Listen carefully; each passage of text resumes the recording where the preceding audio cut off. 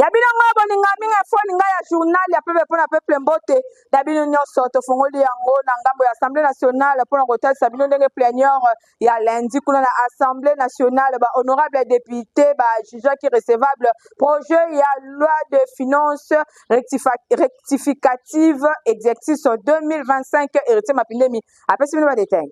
Na 13 jours, il y a clôture, il y a session ordinaire, il y a mars 2025. Assemblée nationale va procéder qui, lundi 2 juin 2025, na examen, il y a projet, il y a loi de finances rectificative, exercice 2025. Oyo ezala qui porté, et pas il y a ministre d'État, puis ministre ya budget, Aimé Boji Sangara. Azala qui accompagné na vice-ministre ya finance, Oné Gensele. Démarche Oyo ezana cadre, il y a prescrit article 26, il y a loi numéro 11, barre 011, il y a le 13 juillet 2011. Oyo ezali kolobela ba finance publique ezali kotalisa mingi penza loi rectificative pe ekoki kosalema en cours ya année pona ko modifier ba disposition mosusu ya loi de finances ya année avant entame examen ya projet oyo ndenge etelisaki éclairage na ba modification ya budget en cours. Chambre basse ya parlement professeur Vital Kamerhe asengaki na ba élu ba yeba na kosala examen moko sérieux ya projet ya loi oyo pona contexte oyo ezali bongo exécuté.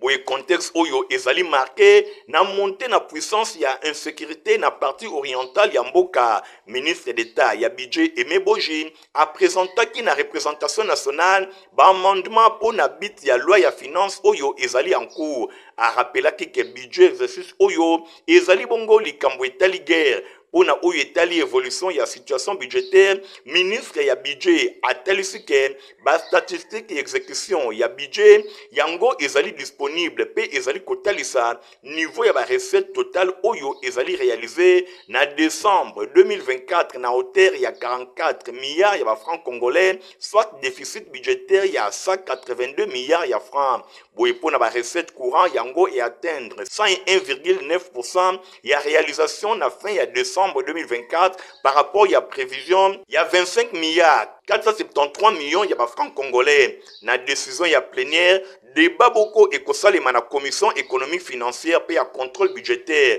Ba député nyonso balingi kopesa amélioration na projet oyo et sengeli basala amendement na bango pona ko participer na débat ya commission ndenge article 46 alinéa 3 ya règlement intérieur ya Assemblée nationale ezali kotalisa option oyo ezomaki na bit ya kobatela secret ya défense pe ya contenu ya projet ya loi oyo na guise ya clôture ya plénière composition ya commission spéciale chargée examen ya réquisitoire ya procureur général près ya cour ya cassation pe telisamaki pour la ministre d'État Constant Moutamba. Juste après séance plénière, honorable Vital Kamerhe a voyagé à na Cotonou, capitale ya Benin, pour participer à la 31e Assemblée régionale Afrique, ya Assemblée parlementaire, ya francophonie, encore une fois de plus, héritier Mapindé. Nasuka ya plénière oyo ezalaki présidé lundi 2 juin pour l'examen ya projet ya loi de finances rectificative pour l'exercice 2025, président ya Assemblée nationale professeur Vital Kamerhe akendaki na Cotonou, capitale économique ya Benin pour participer na 31e Assemblée régionale ya Afrique, Assemblée parlementaire ya francophonie oyo efungwami na matinée na Sofitel Hotel ya Cotonou. Boye Vital Kamerhe akambi délégation ya député pe ba sénateur ba parlementaire congolais oyo bazali bongo na section APF ya RDC. Vital Kamerhe ayamba maki na bokomi na ye na aéroport international Cardinal Bernardin Gentine et pa ya ambassadeur ya RDC na Benin Yemba Loaka. Pendant 3 jours, soit comme dans les 2 kino le 4 juin 2025, ba parlementaire ba outi na ba pays et en Afrique francophone, ba kosala ba échange na thème coopération pe défi commun. Mingi autour ya renforcement, ya ba institution pe ya solidarité parlementaire pe ba perspective d'avenir pour la francophonie plus unie. Ba discussion ba kolobela mingi makambo etali francophonie africaine liboso ya mutation géopolitique bakolobela bongo dividende démographique na Afrique francophone pe facilitation ya accès na énergie participants bango bakolobela lisusu activité ya diplomatie parlementaire na Afrique pe lisusu bakosala évaluation moko globale ya situation politique actuelle na continent ezali bongo occasion pour na président ya Assemblée nationale Vital Kamerhe ayeba na kotombola lisusu mongongo ya RDC na tribune oyo pour na question sécuritaire na République démocratique du Congo Bosimbake numéro 1 ya chambre basse ya parlement ya RDC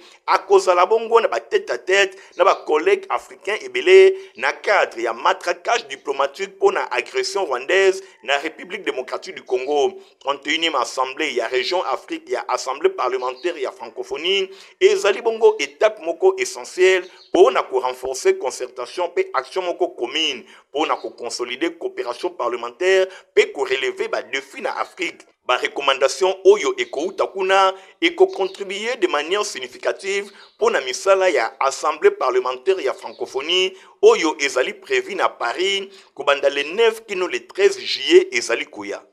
Na kombo ya président ya Assemblée nationale, professeur Vital Kamerhe, rapporteur Jacques Njoli a procédé qui lundi 2 juin na installation ya commission spéciale temporaire pour na ko-examiner réquisitoire ya procureur général près ya cour ya cassation pour na kofongola instruction à charge ya honorable Nicolas Kazadi, ancien ministre ya finance, encore une fois de plus héritier Mapindé.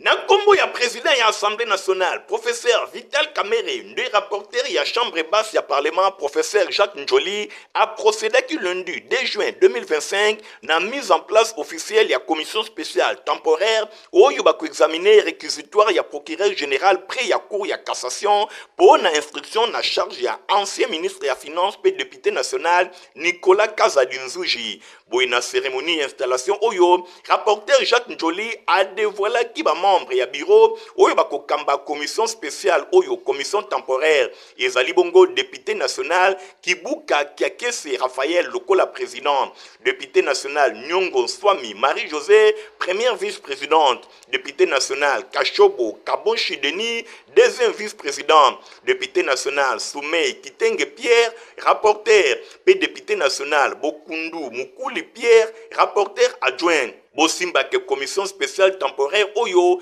ezali composé na 22 députés bakozala assisté na quelques personnels administratifs. Boye pendant 3 jours oyo epesameli bango bakosala mosala moko na ndenge ya malamu po na ko prononcer na charge ou na décharge. Bosimbake mercredi 4 juin 2025 nde ba membre ya commission spéciale temporaire oyo bakosilisa mosala na bango avant ba présenter rapport na bango epai ya plénière ya Assemblée nationale. Député national Elia Moamba Hermione Bolumbe a participé à la conférence Moko Babengi Bongo 3e académie sur la dette et le développement de l'Afrique Namboka Tanzanie. Fabrice Lundombi Azalaki Kuna na compte info Lingala. Honorable député national Hermione Bolumbe, élu à circonscription électorale ya Moamba na ville ya Kinshasa, a commis le long incontournable na scène africaine paix internationale. Meilleur élu à ville ya Kinshasa, a participé à Kimikoloeleki na conférence Babengi 3e académie sur la dette et le développement de l'Afrique. Il est Kakibongo na Arusha kuna na mboka Tanzanie. Conférence Oyo et Sangisaki, ba président régionaux, ba jeune parlementaire ya Afrique, pe ba jeune leader, ba utaki na Afrique, pe na bamboka misusu. Awa Hermione Bolumbe, azwaki maloba na kombo ya République démocratique du Congo, po na kosenga na bango unité, po na ko booster émergence na continent ya Afrique. La RDC aujourd'hui a 9 voisins. Je vous parle des 9 voisins. Vous allez lire sur la Tanzanie, il y a une côte où on est relié, la Tanzanie, l'Ouganda et la RDC. Ça ne va pas, il y a des groupes terroristes. Comment voulez-vous que la sous-région se développe? Comment voulez-vous? Posons-nous cette question. Vous parlez de la pauvreté, vous parlez de ceci, de cela. La RDC a tous les potentiels. Grâce à la participation active, il y a honorable député national Hermione Bolumbe, Awa Milulu Oyo, et connaîtra Kibongo des protocoles d'accord, et Zalaki signé na Afraded, et Zali Bongo pour soutenir les jeunes entrepreneurs nyonso ya continent africain. boye mikolo eleki lisusu avant Afridad eli ya circonscription électorale ya Moamba mwana mboka Hermione Bolumbe a participaki déjà na 10e conférence mondiale de jeunes parlementaires na mboka babengi Arménie epai wapi avantaki ba prouesse nyonso oyo chef de l'état Félix Antoine Tshisekedi Tshilombo a réalisé na République démocratique du Congo mingi penza na likambo etali gratuité ya enseignement mwasi ya mayele pe ya nguya honorable Hermione Bolumbe. Il y a la construction en 4 ans de 2500 écoles modernes dans les cadres du programme très ambitieux du gouvernement nommé 145 territoires, évidemment qui représentent tous les territoires de la RDC. Il y a la construction des 4 nouvelles universités. Parallèlement à ça, nous avons des grands défis. Mais j'aimerais me limiter à celui qui aujourd'hui nous serre les coups. Tout le monde le sait. Il y a la guerre menée, une guerre d'agression menée depuis 30 ans sur la houlette du Rwanda qui a érigé les zones de non-droit où les enfants sont encore recrutés dans les groupes armés et il y a l'exploitation illicite de nos minéraux. Avant mboka Arménie, mikolo eleki azalaki déjà na Espagne, mingi penza na ville ya Barcelone, et pai wapi Hermione Bolumbe a participaki na sommet monene ya ba entrepreneur, boye awa ezalaki question pona élu, meilleur élu ya ville ya Kinshasa, ayeba na koteka ba potentialité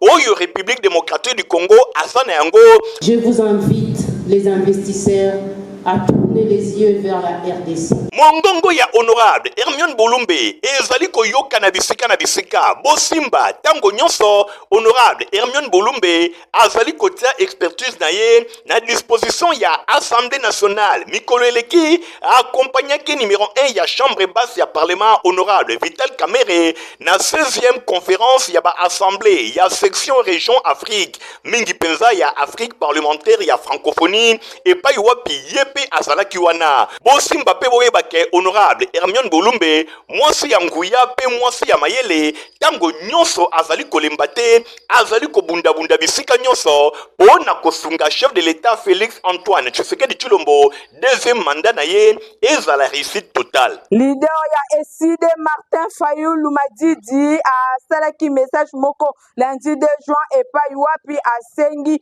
akutana na chef de l'état Félix Antoine Tshisekedi Tshilombo pe demande oyo ezwi suite moko favorable na ngambo ya chef de l'état selon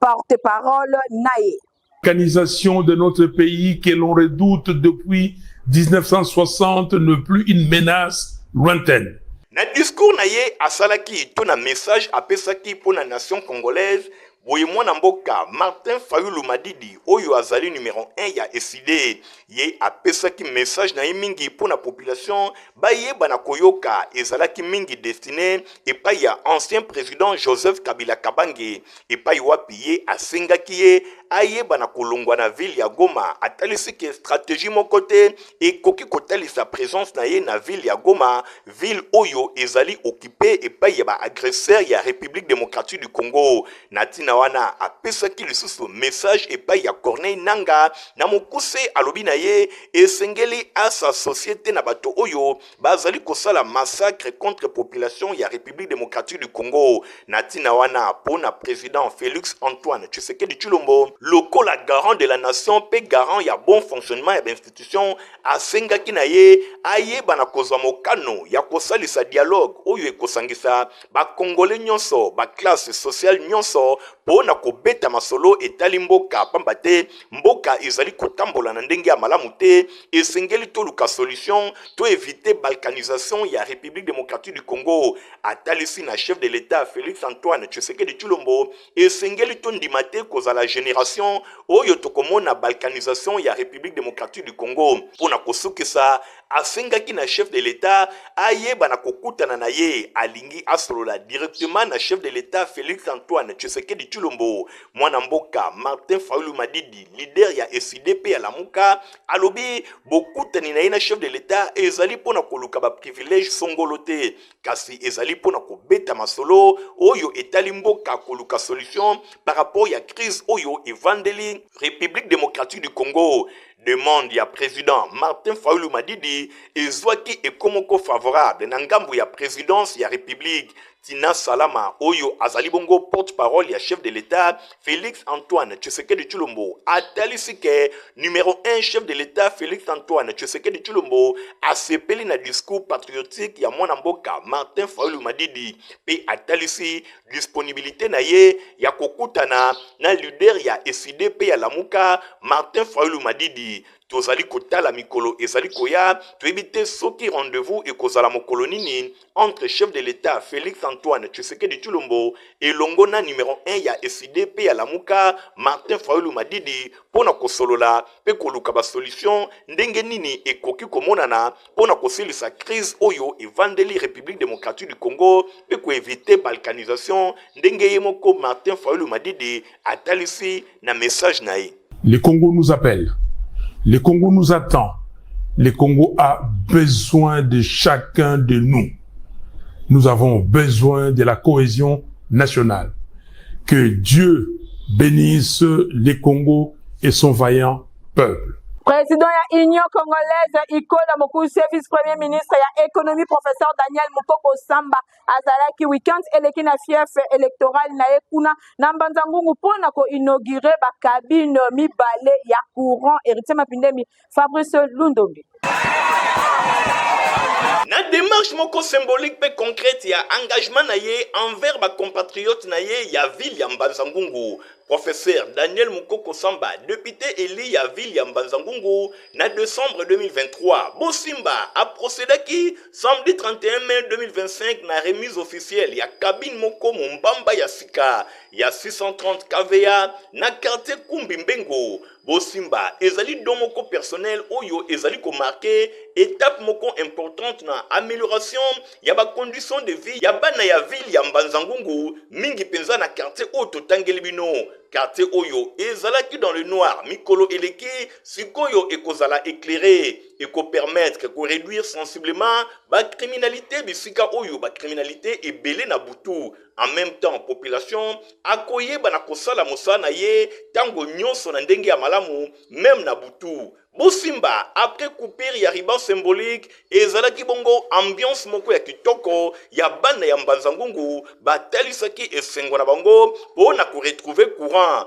ezalaki bongo ba rituel ancestral ya ndenge na ndenge esalemaki na présence ya ba chef coutumier yango ezalaki consacré pona inauguration ya cérémonie et rassemblaki ba notable ebele oyo bautaki bisika na bisika boye kati na bango tomonaki pe administrateur ya territoire ya Mbanzangungu tomonaki honorable Efremi Sumbu oyo azali bongo honorable député tomonaki pe présence ya Osok Vangu oyo azali secrétaire exécutif provincial ya ICO province ya Congo central yende azalaki wana pona koyamba président national ya ICO professeur Daniel Mukoko Samba na mabele na ye tomonaki pe ba cadre elongo na ba militant ya ndenge na ndenge ya parti politique Union Congolaise oyo yemoko président na yango professeur Daniel Mukoko Samba tomonaki pe présence ya secrétaire exécutif provincial ya ICO ville ya Kinshasa mwana mboka Bridge Engali Obama oyo pe akambaki délégation ya Kafu bautaki na ville ya Kinshasa tomonaki pe présence ya madame Imine Mukoko oyo azali bongo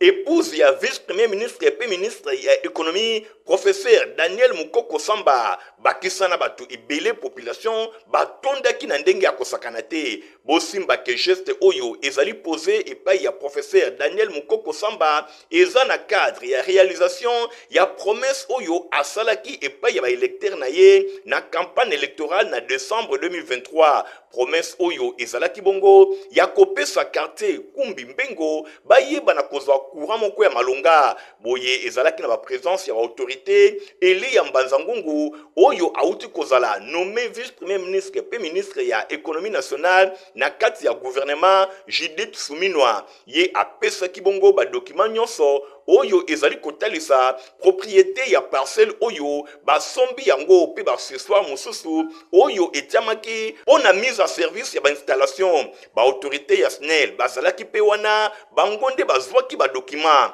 na maloba na ye professeur Dr Daniel Mukoko Samba a souligné importance ya ko respecter ba engagement ya mundombele mono kwa SNEL kasadisa nkangu kavananga courant ya mbote kwa nkangu. Pe arapelaki ke visite na ye na site oyo ezali bongo na ba directive oyo ezali kopesama epai ya chef de l'État Félix Antoine Tshisekedi Tshilombo. Bosimba pe boyeba ke ba document nyonso ya parcelle epesamaki epai ya ba autorité ya SNEL. À partir ya mokolo wana transformateur oyo ezali officiellement ya Société Nationale d'Électricité oyo asengi na entreprise professeur Daniel Mukoko Samba alobi na bango ba soutenir population ba pesa e courant moko ya kitoko ba bénéficiaire na ngambo na bango ba talisaki gratitude na bango epai ya professeur Daniel Mukoko Samba. Merci d'être venu dans ce paradis de vos ancêtres une fois de plus pour leur apporter votre inoubliable soutien. Parce que dans Banzangu, tous les députés, tous les belés, tous les bateaux ndenge, mais jusque là, Bangambo, il y a ça là. Azara yemoko. Donc unique à son genre. Donc nous avons penza et c'est on a zala on a monté na éviter donc na kozo ko manifester ngote. Bana Mbazangungu ba sepela ki makasi pona geste oyo professeur Dr Daniel Mukoko Samba asali.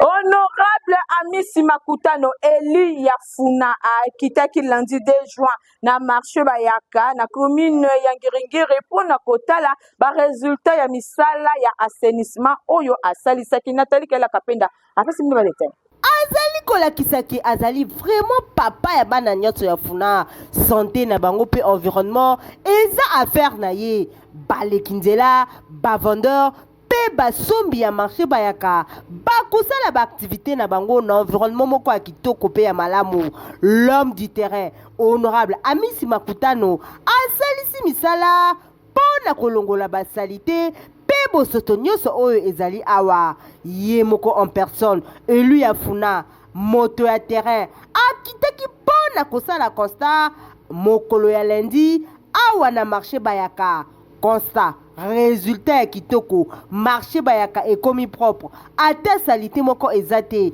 a profitaki pona ko sensibiliser population base ba précautions nécessaires pona ko lutter contre bosoto oyo. La place ba accident ba ni bo eza ko tia bino na danger c'est pas normal. Inde vie na ela boli boso. Luka place na wenze okota awe za balabala ateka na balabala te botala bafulu nyonso ezalaki awa ezali lisusu te basalite nyonso elongwe mai oyo etondaka pe evandaka awa balongoli yango nyonso. naza administrateur ya marché Bayaka. D'abord nazo remercier honorable Amisi Makutano vraiment banda mercredi aza na biso na Bayaka awa ayaki d'abord ayokaki problème moko ezalaki awa bato bandaki kotumba bapine alobi te na koyi kotika Bayaka boye te mal azalaki na voyage era yoki kaka aye mbala moko aye kosolola na biso nyonso awa en tout cas compromis ya malamu ezwami geste oyo esepelisaki population eza pe volonté na ye quand même alakisi bato bonne volonté parce que d'autres ne le font pas ye d'ailleurs eza pe ministre provincial te baosala mosala ezalaki aye te mazoya quand même l'homme du terrain atake oyo bamosusu akangamaka na biro ayebi baréalité ya terrain te ye moko aye kopalpe ye moko mpe aye kosala mosala bainitiative ya boye natuba toza koencourage rapport honorable Amisi Makutano alobesaka ke tozopesa mokonzi ya bana ya funa ya bana ya ngenge Amisi Makutano merci mingi na initiative oyo azwi ya samedi salongo na mokonzi aye kosunga biso bana ya ngiringiri na kati ya marché Bayaka po marché Bayaka ndenge ekoma donc inexplicable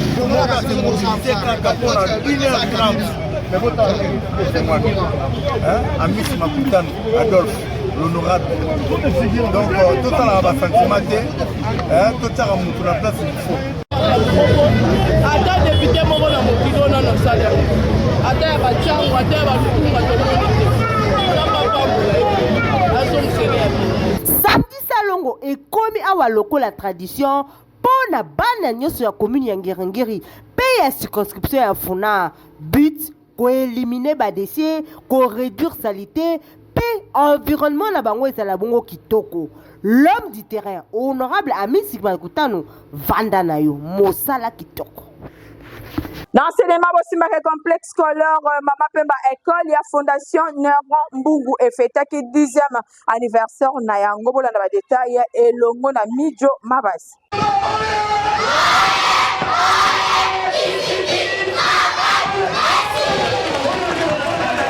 Ndenge kaka ezalaki prévu, complexe scolaire Mama Pemba, école ya fondation Nerombungu et fêtaki 12e anniversaire na yango samedi 24 mai. Ezalaki devant ba invité ya ndenge na ndenge ba yaki pona ko honorer complexe scolaire Mama Pemba et longona initiateur na yango honorable Nerombungu Mfumwabanga Moyo. École oyo ezali ko sala fierté ya ensemble ya ville ya Kinshasa pe ya République démocratique du Congo mobimba. Bo simba kenyonso ebanda qui na culte d'action de grâce et pas wapi basali na nzambe liboso ba élève ba personnel nyonso ya complexe scolaire Mama Pemba pe ba invité ba kumisa ki nzambe na makambo minene oyo ye asali na ndenge abateli complexe scolaire Mama Pemba et longona initiateur na yango ezalaki moko lelo ekomi pe na complexe scolaire Mama Pemba de item Mama Pemba yango pe ebotami nyonso kaka pona encadrement ya bilenge bo simba ke e pas wapi Yami Balé ezalaki bongo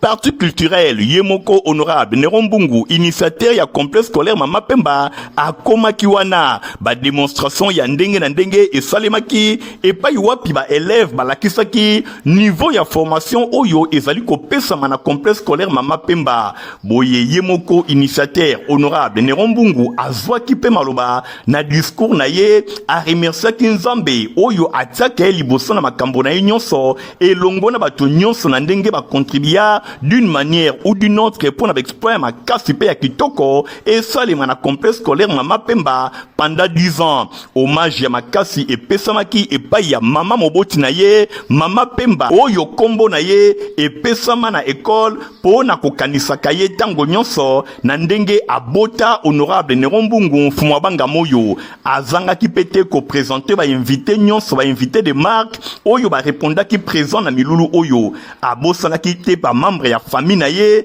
ba personnel nyonso ya Mama Pemba pe bato ya ndenge na ndenge boye sur place ba personnel ya complexe scolaire Mama Pemba ba yaki pe na ba cadeau ya ndenge na ndenge kaka bino moko bozali komona pona koloba merci honorable Nerombungu na ndenge otonga eloko monene boye ezali pona encadrement ya bilenge olieba kendaka bisika na bisika kasi bazali kouta bisika nyonso na ville ya Kinshasa bazali koya kotanga awa bisika oyo ezali vraiment bisika moko ya qualité honorable Nerombungu azalaki marqué na geste oyo ba personnel ya école na ye basalaki pona ye bongo na sima ezalaki bongo visite guidée et pa wapi ba invité nyonso ya honorable Nerombungu ba yaki na milulu ba kendaki ko visiter ba bâtiment kitoko ba atelier ba laboratoire pe biloko ya ndenge na ndenge oyo ezali kosala ke formation kitoko et pesama na complexe scolaire Mama Pemba yango honorable Nerombungu azali kotalisa ke lobi président Kasavubu akobima awa président Mobutu Musée Laurent Désiré Kabila Joseph Kabila pe président Fatou Beton ya lobby bakouta na complexe scolaire Mama Pemba bongo na sima ya visite guidée ba invité nyonso bazalaki wana bazalaki vraiment impressionné na investissement oyo honorable Nerombungu asali na commune ya Kisenso district ya Moamba na ville ya Kinshasa na sepeli mingi na ndenge mokonzi son excellence Nerombungu akanisi azoyaki makanisi mpona lotia kombo ya klasi oyo na kombo na ngai nazali na esengo makasi nazali na esengo mingi po klasi oyo bana bayaka koyekola kombo na ngai esangamani na place wana na place bana bazali koya mpona koprepare avenir na biso ezali kosala ngai esongo makasi. Merci. Pour ce la 10e anniversaire de l'école, la coïncidence anniversaire en gros, au lieu à Balaxi Busso, salle où il y a Kelasi, Ezali, ou même à Tombo, il y a Coco Busso. Ezali, pasteur, protestant. Et à chaque fois qu'il a la pleine mission. Alors, le fait que tout le monde peut passer sur l'enseignement, le catholique, il va la nuit au secours de la classe, sale oyo nazala parole nazala malamu na sepeli mingi toza bana ya mwamba na oloba wa en tant que meseumba na sepeli makasi na investissement honorable Néron Mbungu asali aza neve na ngai eyebani mais investissement oyo eza talo mingi soki bakobatela yango mpo elancer développement ya Kisenso na ya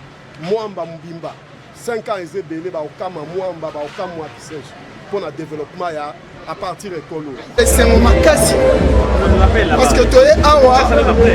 on a 10 ans boye kaka na même occasion bafongolaki mpe dessin ya kitoko oyo badessine honorable Néron Mbungu mpo na kolakisa ke awa complexe scolaire Mama Pemba ezali kokola se kokola item Mama Pemba pe complexe scolaire Mama Pemba de kalate ezali kofungola ba porte na yango mingi penza na mois ya septembre bo simba pe boyeba ke complexe scolaire Mama Pemba na 10 ans ya pamba l'exploit est belé et salimi enseignement pe encadrement moko ya kitoko formation ya qualité faites et les cas qui vraiment kitoko bana commune ya Kisenso ba yambaki batu ba utaki bisika na bisika ya boye tokoloba lisusu nini honorable Néron Mbungu oye complexe scolaire Mama Pemba oye kende se liboso misala kitoko ezali komonana